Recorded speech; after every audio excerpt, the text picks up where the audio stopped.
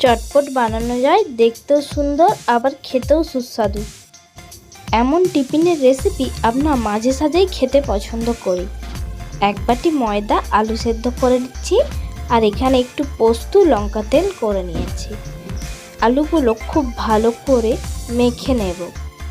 আমাদের মনের মতো রেসিপি আমরা পাই না, তাই বাচ্চা থেকে বড় আপনারা সবাই এইভাবে বানিয়ে খাওয়ান। আলু মোলায়েম করে মেখে নেওয়ার পর এখানে শুকনো লঙ্কা আর জিরে, পোস্ত, একটু গুঁড়ো লঙ্কা আর লবণ দিয়ে খুব ভালো করে মেখে নেব। এই লঙ্কা তেলটা আমি আগেই বানিয়ে নিয়েছি। কি কি উপকরণ দিয়েছি আপনাদেরকে বলে দিলাম। এইভাবে দেখুন আলুটা খুব ভালো করে মেখে নেব, দেখতেও খুব সুন্দর হয়েছে। এরপরে এক বাটি ময়দা নিয়ে এতে আমি 1 চিমটে খাওয়া সোডা আর 1 কাপ পরিমাণ সরষের তেল আর পরিমাণ মতো লবণ দিয়ে জল না দিয়ে ভালো করে মেখে নেব। এরপরে অল্প অল্প করে জল দিয়ে খুব ভালো করে মেখে নেব। এই রেসিপি সবাই খেতে পারবে, তাই আপনাদের সাথে আমি শেয়ার করলাম। আশা করছি আপনাদের ভালো লাগবে। এখানে দেখুন এইভাবে লেচি কেটে নিব, 3 ভাগে ভাগ করে নেব। এরপরে হাতের সাহায্যে চেপে গোল করে নেব। এরপরে ময়দা দিয়ে আমি রুটির মতো বড় করে বেলে নেব। এখানে মা আমাকে হেল্প করছে, আর মায়ের হাতের কিছু জিনিস বানানো খেতে তো খুবই ভালো লাগে।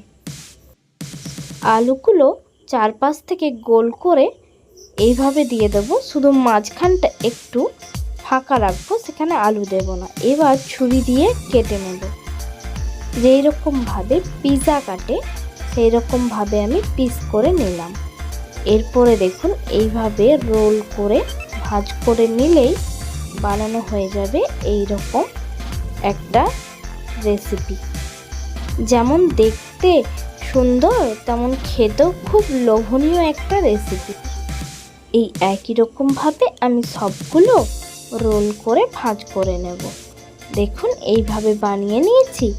এইবার কড়াইতে সরষের তেল দিয়ে আমি ভেজে নেব। আমি এখানে সরষের তেল দিচ্ছি, আপনারা চাইলে রিফাইন অয়েল দিতে পারেন।